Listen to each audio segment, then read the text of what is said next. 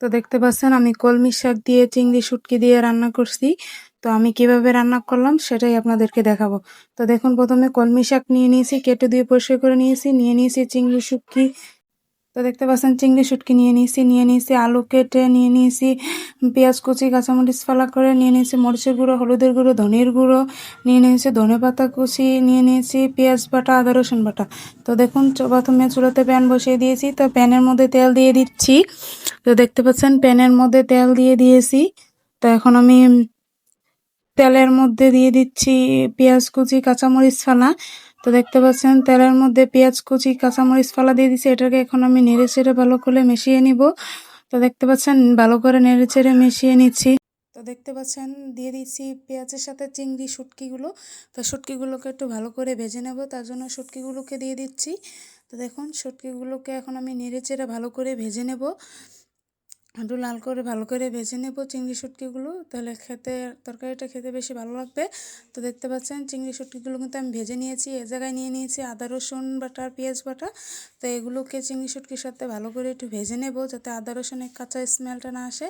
তো দেখতে পাচ্ছেন আমার আদা রসুন পেঁয়াজ চিংড়ি মাছটা ভাজা হয়ে গেছে। তো এখন আমি দিয়ে দিচ্ছি অল্প পরিমাণে পানি, দিয়ে দিয়েছি বাকি মশলাগুলো।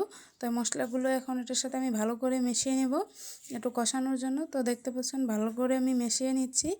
তো এটাকে এখন আমি অল্প কষিয়ে নিব। তো দেখতে পাচ্ছেন কষানো হয়ে গেছে। তো এখন আমি দিয়ে দিচ্ছি কেটে রাখা আলুগুলো। তো আলুগুলো মশলার সাথে ভালো করে মিশিয়ে নেব। তো দেখুন, আলুগুলোকে ভালো করে মশলার সাথে মিশিয়ে নিতেছি। তো এটা ভালো করে মেশানোর জন্য মিশিয়ে নিয়েছি। তো এখন আমি দিয়ে দিচ্ছি অল্প পরিমাণে পানি। তো এটাকে এখন আমি ঢাকনা দিয়ে ঢেকে রাখবো। তো দেখতে পাচ্ছেন আমি ঢাকনা দিয়ে দিলাম। তো এটাকে এখন আমি ঢাকনা দিয়ে ঢেকে রেখেছি। তো আলুটা দেখুন কষানো হয়ে গেছে। তো দেখতে পাচ্ছেন আলুটাকে সুন্দর করে আমি কষিয়ে নিয়েছি। তো এখন আমি কেটে রাখা কলমি শাকগুলোকে দিয়ে দিচ্ছি। তো দেখুন, আমি কলমি শাকগুলোকে দিয়ে দিতেছি, সম্পূর্ণ কলমি শাকটা আমি দিয়ে দিলাম। তো এখন আমি কলমি শাকটা দিয়ে এখন আমি একটু নেড়ে চেড়ে নেব। তো দেখুন, আমি অল্প একটু নাড়াচাড়া দিয়ে দিচ্ছি, যেহেতু বেশি তো অল্প একটু নাড়াচাড়া দিয়ে দিচ্ছি। তো এখন আমি এটাকে নেড়ে চেড়ে নিয়েছি।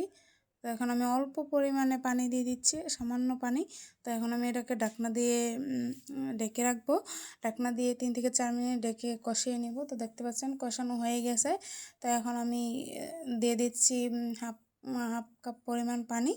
তো এটার মধ্যে হাফ কাপ পরিমাণ পানি দিয়েছি যাতে সম্পূর্ণ তরকারিটা হয়ে যায়, তার জন্য হাফ কাপ পরিমাণ পানি দিয়েছি। তো দেখুন নেড়ে চেড়ে এখন আমি ঢেকে দিয়েছি। তো দেখতে পাচ্ছেন আমার তরকারিটা হয়ে গেছে। তো এখন আমি ধনিয়া পাতা দিয়ে দিচ্ছি। ধনিয়া পাতা দিয়ে তরকারিটাকে আমি নামিয়ে নিব। তো দেখুন, এভাবে কলমি শাক রান্না করে খেতে খুবই ভালো লাগে। তো যারা রান্না করে খেতে চান তারা অবশ্যই বাসায় একবার ট্রাই করবেন। তো তরকারিটা কেমন হয়েছে অবশ্যই জানাবেন। সবাই ভালো থাকবেন।